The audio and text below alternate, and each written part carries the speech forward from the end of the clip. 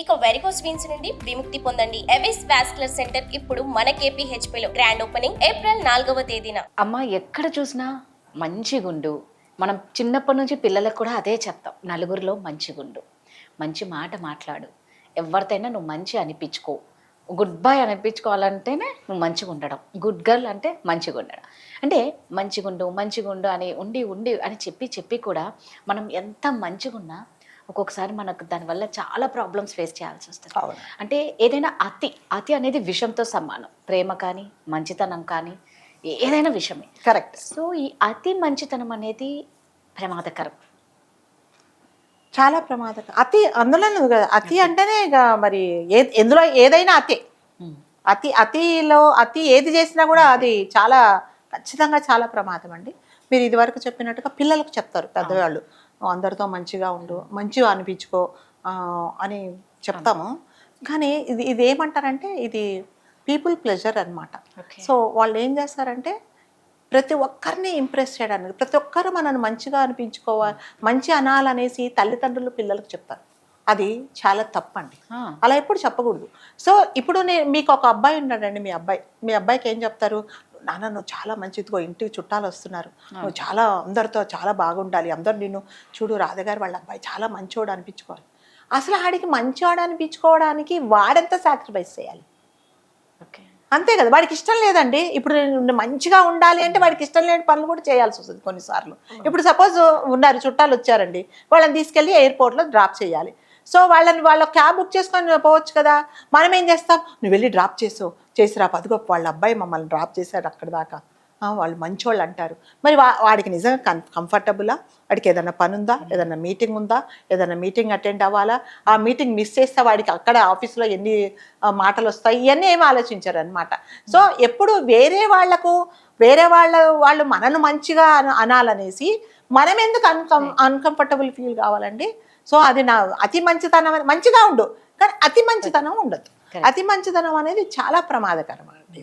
ఇది ఎప్పుడు అయినా కూడా అది మనకే మన విలువ మనం పోగొట్టుకోవడమే. సో మనం ఏమవుతుందంటే లాస్ట్కి ఏమవుతుందంటే అతి మంచితనం వల్ల ఆల్వేస్ మనం ఎప్పుడైనా ఎవరికైనా రీజనబుల్ ఉన్నామనుకోండి, ఇది పనికి రానోడు, ఏం పని లేదు పాటలేదు ఆడికి చెప్పు అంటారు అనమాట. అది కానీ దాని వెనక మనం ఎంత కష్టపడుతున్నాం అనేది ఎవరికి తెలియదు. ఎందుకంటే అతి మంచిది, మనల్ని అందరూ మంచిగా అనిపించాలి, అందరూ ఈ పలాని వాళ్ళ పిల్లలు బాగా మంచి వాళ్ళు అనిపించుకోవాలి అనేసి అందరి మెప్పు కావాలి. కానీ ఆ మెప్పు వెనక నువ్వెంత అన్కంఫర్టబుల్ ఫీల్ అవుతున్నావు, నిన్ను వాళ్ళంతా వేస్ట్ ఫెలో అనుకుంటున్నారు అనేది ఎవరు ఆలోచించట్లేదు. ఎప్పుడైనా పిల్లలకు బాగుండు, అందరితో బాగుండాలని మంచి అనిపించుకోవాలని చెప్పేసి నీ ఇష్టాన్ని, నీకు ఇష్టం లేనిది కూడా చేయకు. ఎప్పుడు కూడా పిల్లలు వాళ్ళకి ఇష్టం లేనిది చేసి వాళ్ళతో ఎందుకండి మనం మంచి అనిపించుకోవాల్సిన అవసరం లేదు. ఎట్లాగా మంచి వాళ్ళమే మనం. నేను ఎయిర్పోర్ట్లో డ్రాప్ చేసినంత మాత్రాన మంచివాడినా?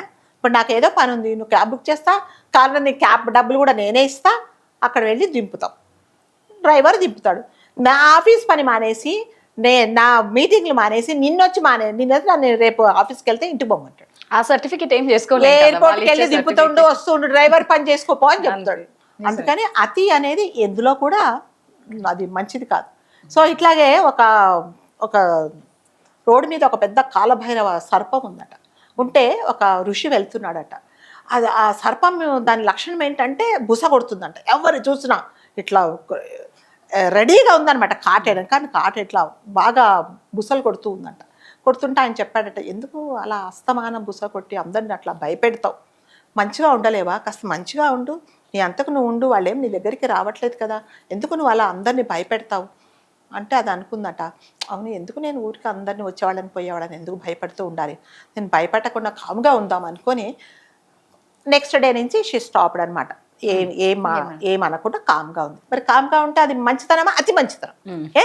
వచ్చేవాళ్ళు పోయేవాళ్ళు పిల్లలు ఒకడొచ్చి కర్ర పెట్టి దాన్ని లేపి దాన్ని కింది పారేసి, రాళ్ళు పెట్టి కొట్టి, దాని మీద ఒక కర్ర పెట్టి చుట్టూ గరగరగర తిప్పి కింద, అయినా ఏమనలేదు, ఏం బుసకొట్టలేదు, ఏమీ చేయలేదు. ఎందుకంటే మంచిగా ఉండాలి. మంచిగా ఉండగా అతి మంచితనం చూపించింది.